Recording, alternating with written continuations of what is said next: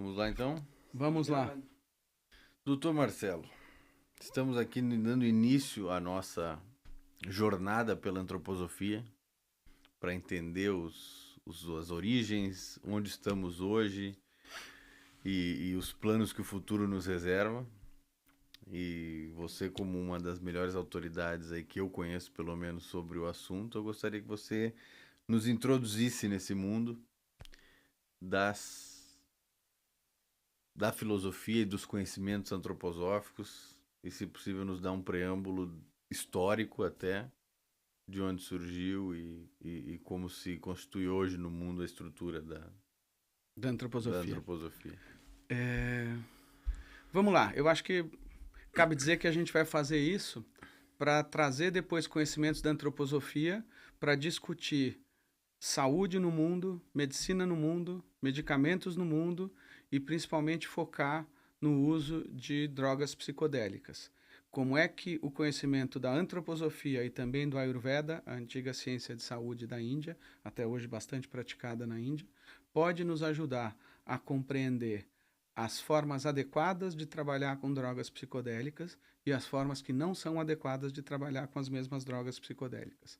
Você pode transformar um veneno num néctar.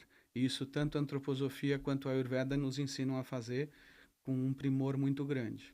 Então a ideia é que a gente vá trazer todo um arcabouço sobre essas duas ciências e lá na frente, aonde a gente vai desembocar é numa discussão muito profunda do que deveria ser feito, possíveis caminhos para que se tire só os benefícios e não os malefícios do uso dessas drogas psicodélicas.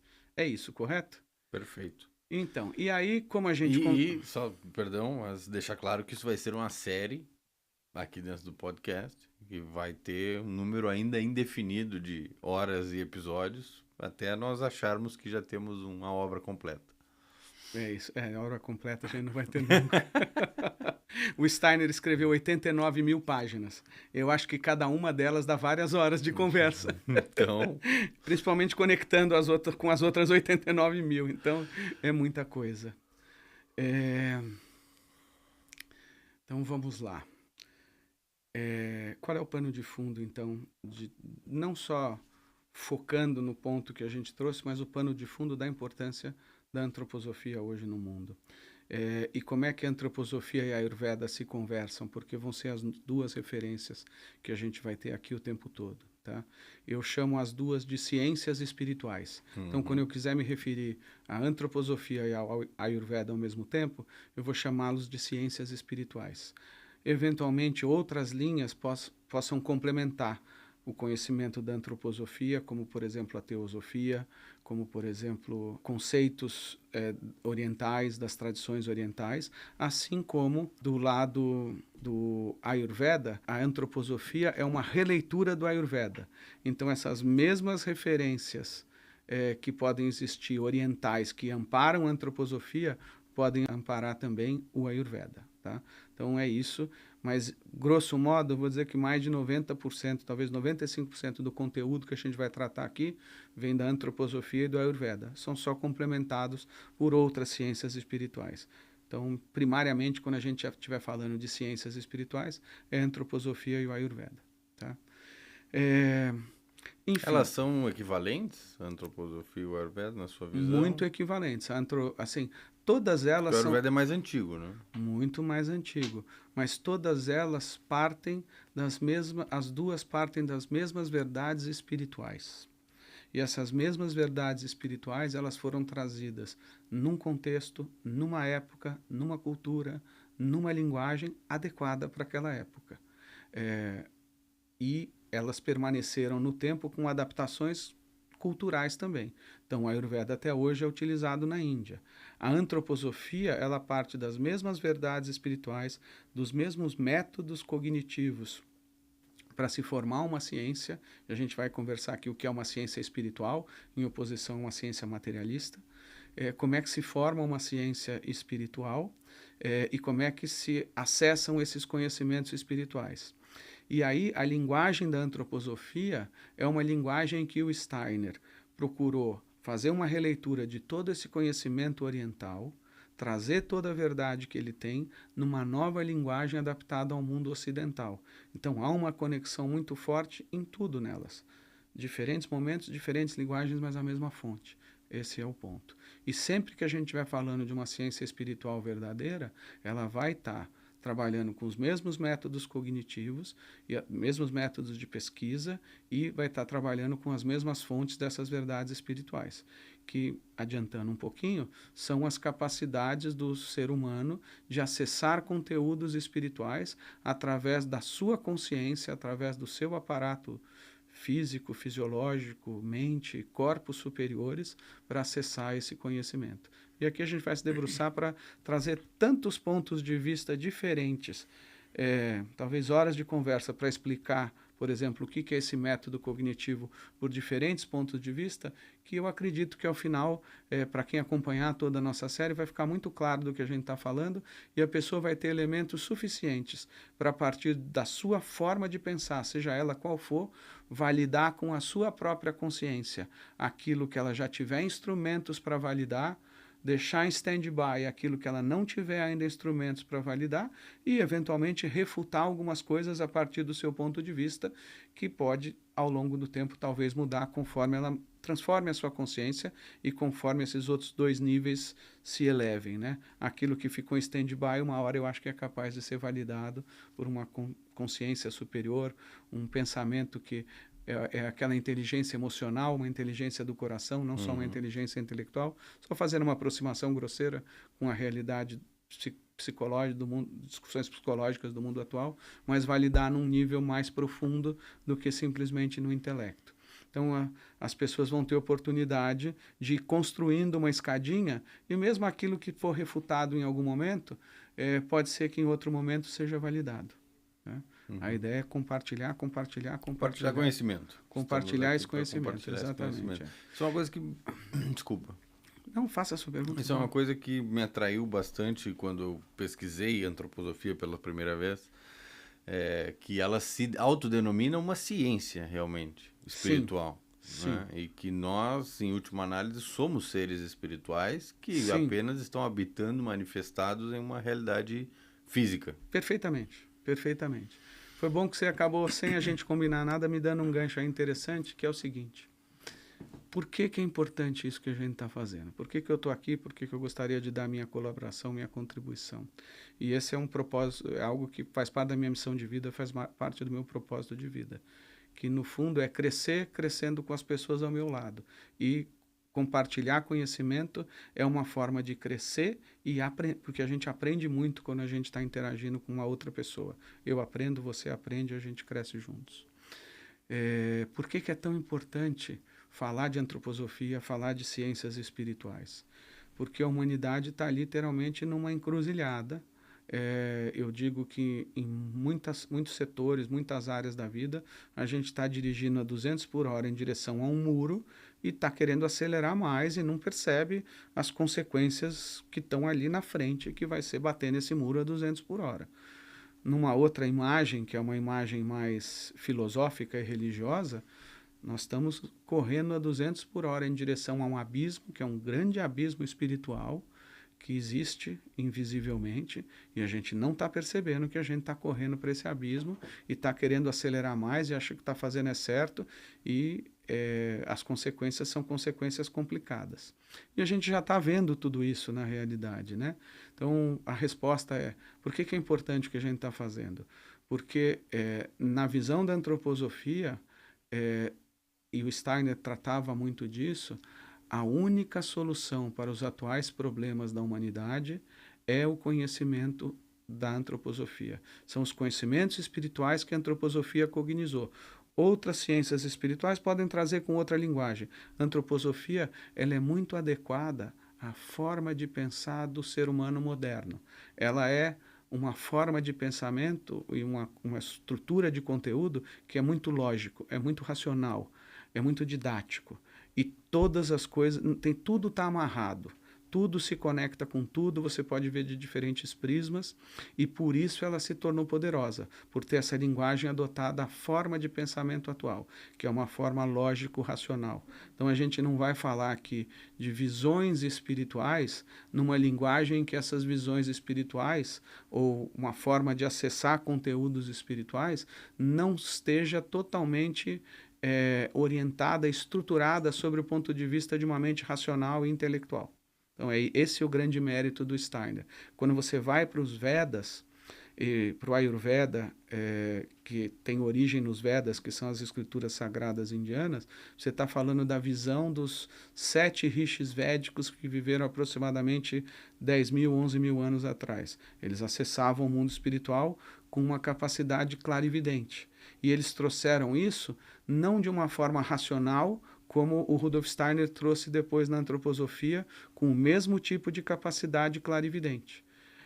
E da maneira como eles trouxeram, é muito difícil a gente transformar uma linguagem que ainda está num nível muito mais simbólico, num nível muito mais cifrado, num nível muito mais ligado a uma realidade à época, do que pegar o Steiner, que traz a antroposofia vis-à-vis a todos os filósofos modernos, vis-à-vis a ciência moderna à época dele, e antecipando o que a ciência ia descobrir, como descobriu nesses nossos 100 anos entre a morte dele e o momento atual que a gente está. Ele faleceu exatamente há 100 anos atrás, o que tem um simbolismo todo do qual a gente vai tratar também. Então o Steiner, ele trouxe aquilo que era simbólico, aquilo que era intuitivo, aquilo que estava em imagens que são muito distantes da nossa realidade hoje, ele trouxe de maneira muito mais racional e já fazendo conexões com as descobertas da ciência à época dele, entendeu? Então isso facilita muito a leitura. E de novo, voltando, a gente acabou abrindo alguns parênteses e a pergunta ainda não foi respondida. Qual é a importância disso? A solução para os problemas da sociedade moderna só podem existir a partir de uma visão que seja uma visão espiritual de tudo aquilo que acontece nessa sociedade moderna. Por trás de qualquer evento material, você tem uma realidade espiritual da qual tudo que é material se origina.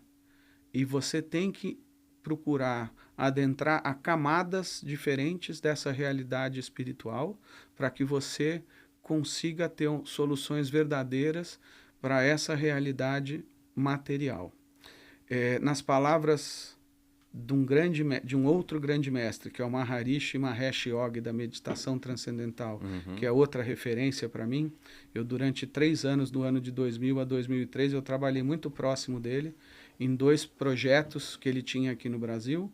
Um deles na nossa área, né? Era o maior projeto de fruticultura orgânica do mundo. A financiadora do projeto é uma herdeira da De Beers, na África do Sul, que é a maior empresa de diamantes do mundo. Ela é a principal monja do movimento espiritual que ele criou, e ela financiou esse projeto de fruticultura orgânica védica aqui no país. E também tive envolvido num projeto de construção de casas como essa que você viu, que a gente vai falar depois. Era aquele projeto do maior prédio do mundo, que o Mário Garneiro falou que ia construir ali no Paris. Saiu na capa da Veja. Eu, muito humildemente, quando vi a capa da Veja, falei, não, mas quem tem que fazer isso sou eu, e não o Mário Garneiro. E aí, menos de um ano depois, eu estava nos bastidores do projeto, e depois eu assumi a frente desse projeto. A gente fala um pouquinho depois disso.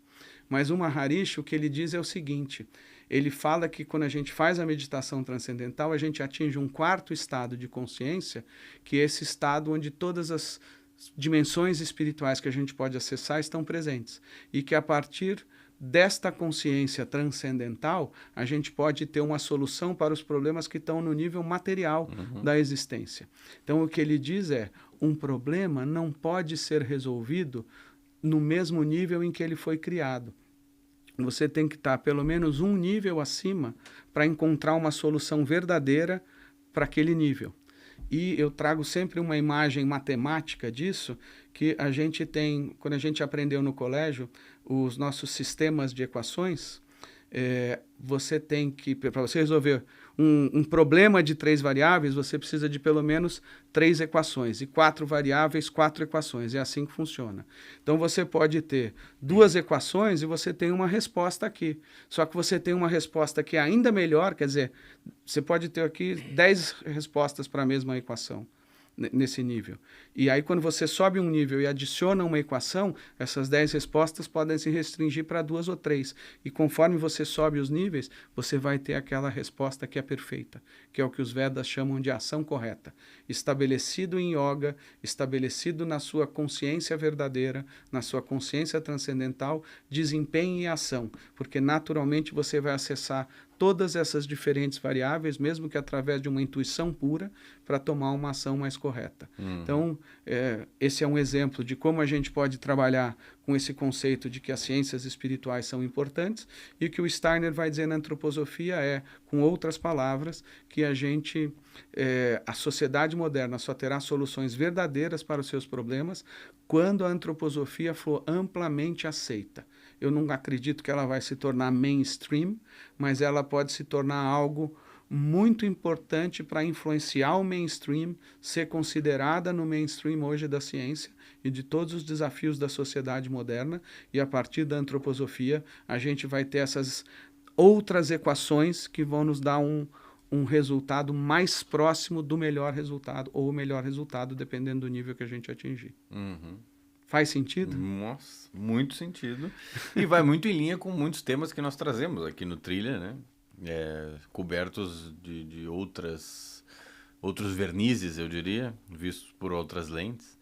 Mas eu acho que talvez a antroposofia é um dos que faz mais sentido quando você olha pela lente científica, né? Você tem realmente um framework de trabalho por trás que baseia todas as conclusões que foram criadas, você falou, né?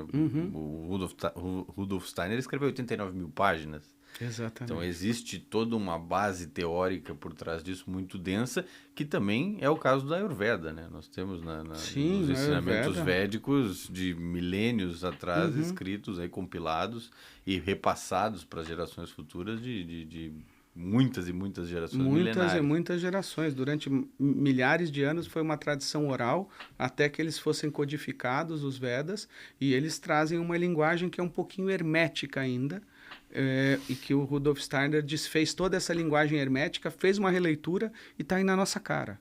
É usar e resolver os problemas efetivamente. Mas as duas se complementam. E talvez passando um pouco o carro na frente dos bois, mas o que as pessoas que hoje se interessarem por antroposofia devem fazer para tanto se inteirar mais quanto ter acesso a essas resoluções de problemas? Então, são práticas? Existe uma faculdade? Tem muitos cursos de antroposofia. A Sociedade Antroposófica do Brasil, que é a SAB, fica ali na Rua da Fraternidade, conduz diferentes cursos.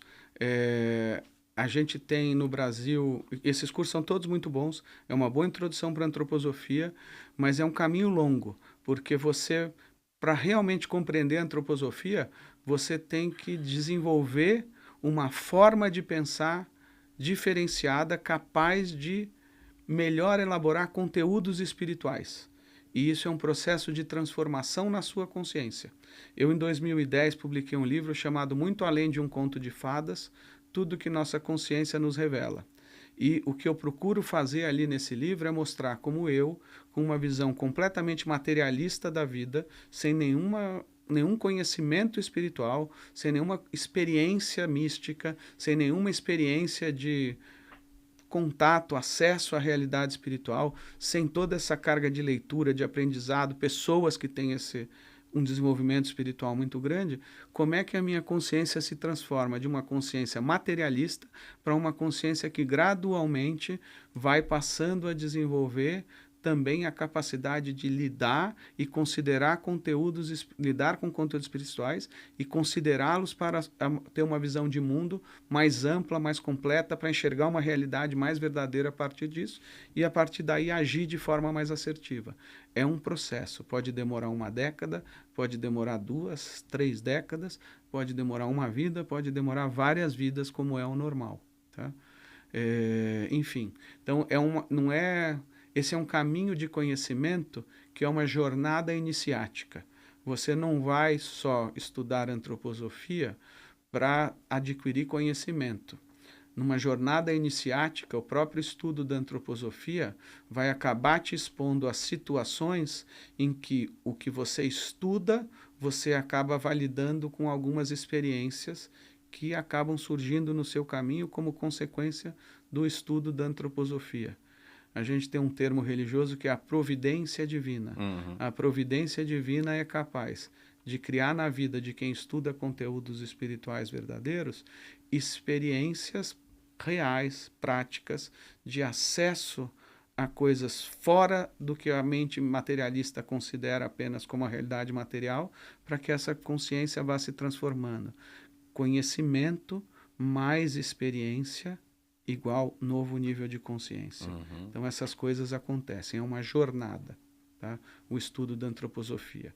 De novo, todos os órgãos ligados à antroposofia oficiais oferecem coisa de muita qualidade. E no Brasil a gente tem uma grande felicidade, que é a porta para a medicina antroposófica. A medicina antroposófica foi criada em 1919. O primeiro livro do curso do Steiner para médicos foi 20 de março, perdão, não foi 19, foi 20. 20 de março de 1920. E o maior número de médicos antroposóficos no mundo estão na Alemanha e no Brasil, e num segundo lugar na Suíça. Tá? Alemanha e Brasil primeiro, e um pouquinho menor na Suíça, onde é a base do Goetheano, que é o centro QG mundial, o Ashram. Eu vi o prédio. O centro espiritual, a arquitetura do que prédio. preserva todo esse conhecimento. É uma arquitetura toda diferenciada, tem um monte de coisa assim bem interessante da antroposofia. Mas, enfim, a gente tem a medicina antroposófica. E aí, eu diria que uma boa porta de entrada para qualquer pessoa com antroposofia, além de estudar os temas gerais, é procurar um estudo de um conhecimento alternativo, de um conhecimento espiritual sobre o que é a sua principal atividade ou interesse na vida. Eu, por acaso, já tinha essa experiência de meditação transcendental que eu faço desde os 17 anos. Aos 28 eu fiz uma técnica avançada chamada técnica de CIDS, que é MT-CIDS, que me desencadeou uma série de experiências que me levaram a escrever o livro Muito Além de um Conto de Fadas. 2 anos depois, de 2000 a 2003, muito próximo ao Maharishi, ele me nomeou embaixador do país global da paz mundial para o Brasil. E uma das minhas funções, que eu, na época, nem me dei conta de quão importante era ela e como isso ficou na minha consciência, é difundir todos esses conhecimentos védicos. Todo o projeto que a gente falou antes, que a gente vai poder falar, tem a ver com isso. E aí eu comecei a trabalhar no projeto de agricultura védica. Foi isso que me levou à antroposofia. Eu não entendia nada de agricultura, não sou agrônomo como você, sou economista e advogado, e estava lá dentro de um projeto que tinha um ideal super elevado, que era um projeto de remoção da pobreza mundial através do incentivo ao cultivo de áreas agrícolas não utilizadas em todos os países em desenvolvimento. Aquilo lá me tocou de uma forma que eu me desmontei, assim, eu chorava, pensando na beleza daquele projeto. Foi um impulso, um toque de compaixão que o Maharishi fez despertar em mim, querendo efetivamente solucionar a questão da fome, a questão da pobreza mundial dessa maneira.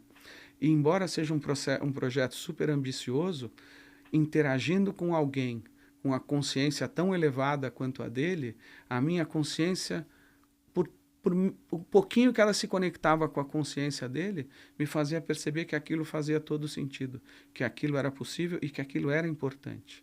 Se a gente não se preocupar com os problemas dos outros seres humanos de uma maneira fraternal, onde o problema da fome do meu irmão é o problema da minha fome também, o problema das dificuldades econômicas do meu irmão é um problema também, a humanidade não vai ter solução. Então eu tive esse impulso que veio dele, e aí passando a atuar na agricultura, eu acabei contratando na época o IBD, o Instituto de Biodinâmico do Brasil, porque é a forma mais elevada de se fazer a agricultura orgânica e a agricultura biodinâmica. Diga-se de passagem, a agricultura orgânica existe pelos impulsos do Steiner com a agricultura biodinâmica. Ele deu um impulso no nível mais elevado do que se podia fazer e as pessoas do seu próprio nível de consciência pegaram aquele impulso de um elevado propósito no que ele propunha e isso se tornou a agricultura orgânica no mundo inteiro. E aí, envolvido nesse projeto, contratei o IBD e aí eu fui fazer o curso de agricultura biodinâmica lá em Botucatu. Eu, como economista e advogado, fui ser um pouquinho agrônomo que nem você. Aí foram 4 semanas de cursos e lá a gente estuda antroposofia para ter a base para entender a biodinâmica. E desde a primeira aula aquilo me encantou, eu vi que fazia parte da minha vida e passei a ter um envolvimento profundo, verdadeiro, de uma conexão muito forte com a antroposofia desde então. Você veio da biodinâmica, então. Foi daí que eu entrei na antroposofia, não conhecia nada de antroposofia até então. Estou trazendo isso porque você, como um agrônomo, talvez a sua entrada na antroposofia possa ser a agricultura biodinâmica. Vamos fazer cânhamo biodinâmico lá em Olambra. Por coincidência, a Terra Viva... Vai acontecer logo A Terra mais. Viva é de uma família de holandeses e antropósofos e um dos... O sítio Boa Terra, se não me engano, que é um dos principais players de biodinâmica no país, cultiva nas terras deles, fazem parte lá da família. Então nós ainda vamos fazer algo inovador de ter agricultura biodinâmica védica para cultivar cânhamo. A gente fala um pouquinho disso mais para frente. Isso tudo que eu venho desenvolvendo aí desde 2002 está se tornando realidade cada vez mais e vai acontecer em breve. Quem é da área de educação acaba entrando na antroposofia pela pedagogia Waldorf. Você tem pós-graduação, 2 ou 3 diferentes pós-graduações de pedagogia Waldorf, você tem vários cursos de pedagogia Waldorf. Quem é da área de psicologia vai encontrar um mundo novo e maravilhoso dentro da psicoterapia antroposófica, que traz conceitos completamente diferentes da psicologia e que são muito complementares e importantes para se fazer, para não cair nas várias armadilhas que a psicologia tem atualmente. Se você é da área de medicina, a sua entrada na antroposofia pode ser através da medicina antroposófica. Você tem a BMA, Associação Brasileira de Medicina Antroposófica, do estado de São Paulo, do estado de Minas, do estado do Rio de Janeiro, no sul do país tem uma outra.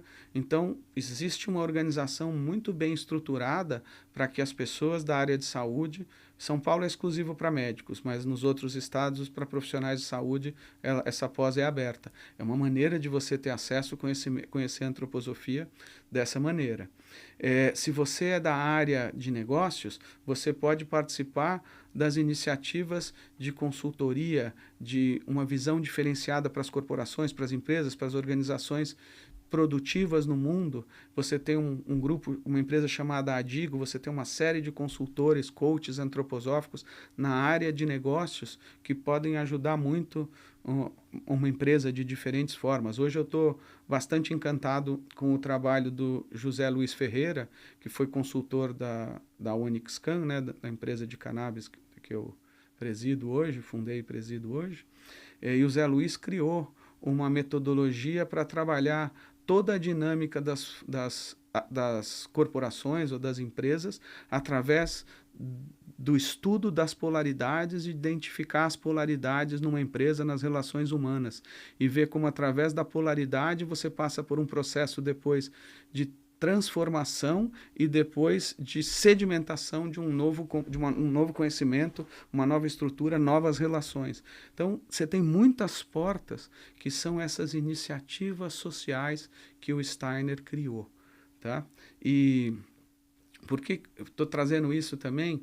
Para contextualizar um pouquinho o momento que a antroposofia vive e que é parte dessa minha iniciativa de estar aqui colocando a minha personalidade de Marcelo, com todas as facetas que uma biografia possa trazer, mas me colocando hoje como alguém que quer ser um tradutor, que pode trazer a antroposofia de forma mais acessível e mostrar o que ela traz de soluções e, ao mesmo tempo, despertar o interesse para que as pessoas entrem nessa jornada iniciática que é a antroposofia. Qual é esse contexto? O Rudolf Steiner, ele desenvolveu, durante aproximadamente 2 décadas e meia, um trabalho muito grande de difusão da antroposofia. Muito conhecimento, muito conhecimento, muito conhecimento. A partir de 2019, ele começou com as iniciativas sociais. Então, ele trouxe, em 2019, eu não sei se foi a pedagogia, 2020 ele trouxe a medicina, 2024, que é o último ano da sua vida, ele trouxe a agricultura biodinâmica. E ele alertou que existe um ciclo cósmico, um ciclo astrológico, um ciclo espiritual de 100 anos que é muito importante. E que se para esse aniversário de 100 anos de cada uma das suas iniciativas sociais, se um novo impulso não fosse dado a cada uma delas, elas viriam a fenecer. E a gente vive um pouco isso.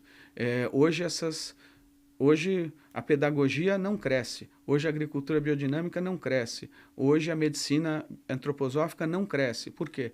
Ela carece desse novo impulso. Esgotou-se um ciclo de um impulso espiritual que ele deu, um novo impulso espiritual tem que ser dado agora. Há muitas pessoas dentro do movimento antroposófico preocupadas com isso, envolvidas com isso e que têm condições de dar essa colaboração para esse impulso. Isso que a gente está fazendo aqui é uma pequena colaboração que eu posso dar nesse novo impulso.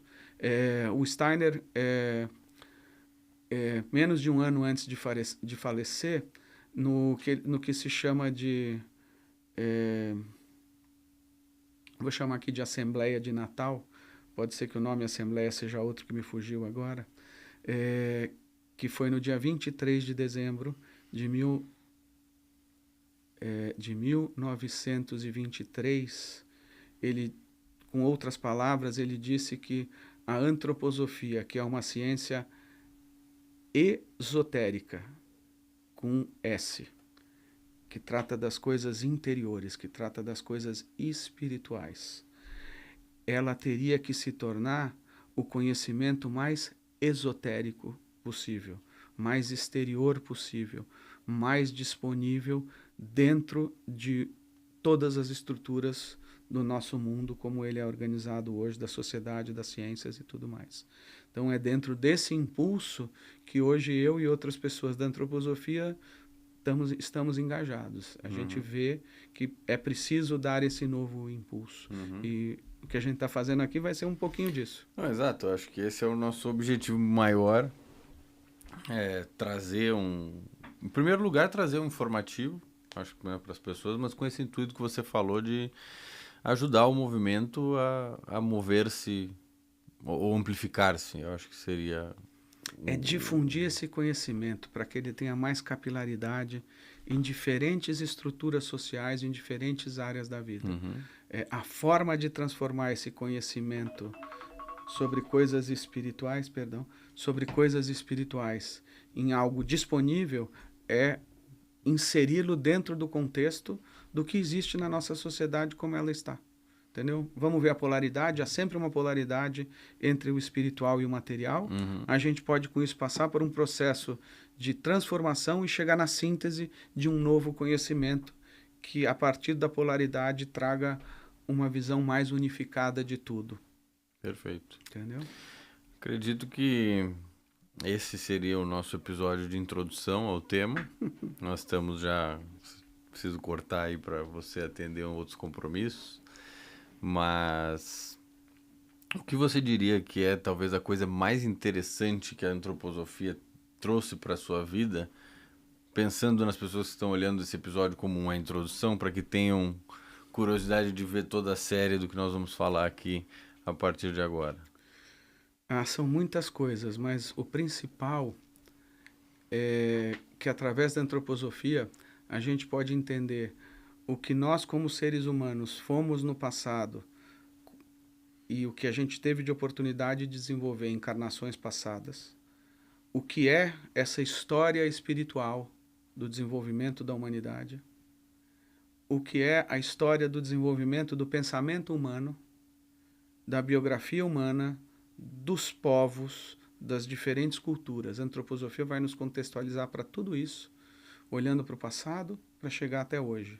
E ela também nos ajuda a ver para o futuro qual é o caminho de desenvolvimento espiritual do ser humano nas diferentes fases e como é que será esse embate de polaridades entre uma visão espiritual da vida e um desenvolvimento espiritual e os desafios aqui na materialidade. Então, a antroposofia nos traz tudo isso. E ela vai trazer isso de uma maneira nunca dantes trazida para a humanidade, porque o Steiner, ele era uma alma bastante evoluída, um espírito muito presente e consciente atuando nessa alma, e ele teve um processo de várias encarnações dele, em que ele foi desenvolvendo habilidades para fazer o que ele fez. A gente vai falar um pouquinho, que a gente vai encerrar, mas a gente pode entrar no próxima gravação falando de como é que são essas capacidades psíquicas do Steiner, vamos chamar assim hoje, como é que eram as capacidades psíquicas dos rishis védicos. A palavra rishi quer dizer vidente. Então, os rishis védicos, eles eram sábios de visão iluminada, é a maneira bonita de falar vidente, que podiam acessar a realidade espiritual e cognizar tudo isso de uma maneira ordenada para que isso fosse em benefício das gerações daquela época e das gerações futuras. O Steiner faz a mesma coisa e para que ninguém tenha dúvida do quão palpável é esse tipo de pesquisa espiritual, essa forma de acesso a conhecimento, esse acesso à cognição, a gente vai olhar e explicar como isso acontece sobre muitos diferentes ângulos. E é a partir dessa visão que a gente vai conseguir ver o que é o objetivo da vida humana sobre uma visão espiritual da antroposofia. Qual é o propósito? O que a gente está fazendo aqui? Como é que a gente se insere diante de uma realidade divina e como é que a gente se insere de uma realidade que é antidivina? Onde é que estão os embates de forças espirituais invisíveis, algumas favoráveis ao caudal evolutivo, ao ciclo evolutivo, algumas contrárias ao ciclo evolutivo. Então, a antroposofia nos traz todas essas dimensões. Ela vai no máximo da visão espiritual. A gente poderia falar tudo só sobre a ótica de seres espirituais, e a gente pode falar sobre tudo isso dentro de uma ótica de todas essas iniciativas sociais, da medicina, da farmácia e de uma série de outras coisas. Seres terrenos. Dá para falar em diferentes níveis, em diferentes camadas, em diferentes dimensões, em diferentes níveis de consciência, tudo que a antroposofia traz. Então, e aí, com isso, a gente pode fazer um link com... Meu caro, a gente pode falar de todos os aspectos da física moderna, da cosmologia, da física quântica, de tudo que é mais avançado na biologia, na química, na física, em todas as áreas das ciências. A visão antroposófica vai ter sempre uma colaboração importante que dá um direcionamento adequado. E é importante dizer, isso eu gostaria de dizer aqui no primeiro episódio, nada do que o Steiner disse até hoje foi contestado de forma a ser provado errado. E, pelo contrário, tudo o que ele disse cada vez mais é confirmado pela ciência moderna. Então, isso é importantíssimo. Tá? Então, a gente pode olhar tudo da ciência sobre essa visão, e aí há uma coisa muito complementar com o Ayurveda, e principalmente com o Ayurveda Maharishi, ou com todas as técnicas que o Maharishi da meditação transcendental desenvolveu. São as minhas duas referências. Eu fecho qualquer quebra-cabeça, qualquer puzzle, ele fecha quando não tem uma informação aqui, tem uma informação ali, que faz a gente enxergar o que precisa ser enxergado, de forma bem complementar, em diferentes níveis. E aí o que a gente vai ter, então, vamos dizer assim, do ponto de vista da ciência a gente pode fazer, e a gente vai entender também do ponto de vista da atuação de todos os grandes mestres espirituais da humanidade, todas as correntes de desenvolvimento espiritual. Então a gente pode falar do rosacrucianismo e como é que ele se insere nisso, da antroposofia, da relação da antroposofia com o rosacrucianismo. E, olhando para o futuro, existe uma corrente espiritual que é a corrente do Mestre Mani. A gente vai poder falar disso também em próximos episódios, que apontam para o futuro. E aí, o que a gente tem é todo esse processo de desenvolvimento da humanidade, do ser humano, dos guias da humanidade, dos seres celestiais, e até pensando em como é a relação de Deus com o homem e do homem com Deus. Maravilhoso, maravilhoso. Agradeço muitíssimo, Marcelo, pela primeira introdução do nosso público aos temas antroposóficos. Acho que foi bem completa. Pena que a gente tem que encerrar aqui o episódio, ficaríamos conversando por muito mais tempo. Uhum. Gostaria muito de no primeiro, né, no próximo, tirando essa introdução, no próximo, falarmos sobre um pouco mais sobre Steiner, quem ele era e de onde vem essas habilidades dele. Acho que é importante contextualizar isso. Estamos alinhados. E talvez fazer a primeira introdução à natureza da consciência humana, a natureza da alma humana, de onde viemos, o que somos na visão antroposófica e nossas jornadas aqui nesse plano. Estamos aqui por quê, né? Vamos fazer exatamente isso, um pouco antes desses dias, né, que eu fiquei pensando como é que a gente poderia começar aqui. Um fio da meada que a gente pega daí é o seguinte: cada um de nós, enquanto seres espirituais, somos como uma estrela brilhando no céu. E quando nós encarnamos aquilo que a gente traz para a nossa experiência terrena, em cada uma das encarnações, e que molda a nossa personalidade, é um raio dessa estrela, que é a nossa verdadeira natureza espiritual. A gente parte daí. O que a gente é espiritualmente e todos os outros níveis que a gente traz de imperfeição na alma, o que a gente tem que corrigir, melhorar, superar, transmutar, como é que funcionam as questões de karma e reencarnação. Quando a gente falar do objetivo do Steiner principal, o final da vida dele foi falar sobre reencarnação e karma, que era o objetivo maior de tudo, e ele teve que trazer toda a antroposofia para, ao falar de reencarnação e karma, ele ter toda a base para que as pessoas compreendessem esse grande mistério que é a reencarnação e o karma. E aí, partindo disso, que nós somos esse raio de uma estrela muito maior, que é a nossa verdadeira natureza, a gente vai falar o que existe na alma humana, no corpo físico humano, em todos os processos de desenvolvimento dos seres humanos, além desse raio que é a representação da nossa verdadeira personalidade. Maravilhoso. Com isso, encerramos nossa introdução à antroposofia. Muito obrigado mais uma vez. Obrigado você mesmo.